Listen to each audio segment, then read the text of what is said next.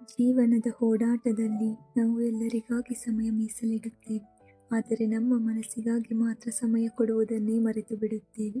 ಪ್ರತಿದಿನ ಒಂದೇ ರೀತಿಯ ಕೆಲಸ, ಜವಾಬ್ದಾರಿ, ಒತ್ತಡ ಈ ಎಲ್ಲದರ ನಡುವೆ ನಮ್ಮನ್ನು ನಿಜವಾಗಿಯೂ ಖುಷಿಪಡಿಸುವ ಸಣ್ಣ ಸಣ್ಣ ವಿಷಯಗಳೇ ಎಲ್ಲೋ ಕಳೆದು ಹೋಗುತ್ತವೆ. ಕೆಲವರು ಹೇಳುತ್ತಾರೆ, ಫೋಟೋ ತೆಗೆದುಕೊಳ್ಳುವುದು, ವಿಡಿಯೋ ಮಾಡುವುದು ಸಮಯ ವ್ಯರ್ಥ. ಆದರೆ ನನಗೆ ಹಾಗೆ ಅನ್ನಿಸುವುದಿಲ್ಲ. ಏಕೆಂದರೆ ವರ್ಷಗಳ ಕಳೆದ ಮೇಲೆ ನಾವು ಎಲ್ಲಿಗೆ ಹೋದೆವು, ಏನು ಮಾಡಿದೆವು ಎನ್ನುವುದು ಮರೆತು ಹೋಗಬಹುದು. ಆದರೆ ಒಂದು ಹಳೆಯ ಫೋಟೋ ಅಥವಾ ಒಂದು ಚಿಕ್ಕ ವಿಡಿಯೋ ನೋಡಿದಾಗ ಆ ದಿನದ ನಗು, ಸಂತೋಷ, ಆ ನೆನಪುಗಳೆಲ್ಲ ಮತ್ತೆ ನಮ್ಮ ಕಣ್ಣ ಮುಂದೆ ಬರುತ್ತವೆ.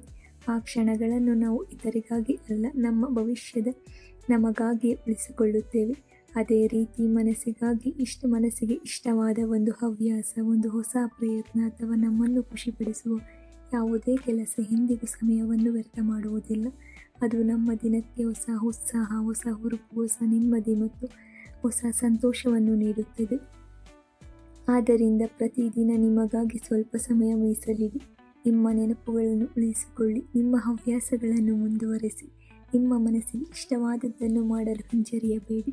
ಒಂದು ದಿನ ಹಿಂದೆ ತಿರುಗಿ ನೋಡಿದಾಗ ಅದೇ ಚಿಕ್ಕ ಚಿಕ್ಕ ಕ್ಷಣಗಳು ನಿಮ್ಮ ಮುಖದಲ್ಲಿ ಒಂದು ಸುಂದರ ನಗುವನ್ನು ಮೂಡಿಸುತ್ತವೆ.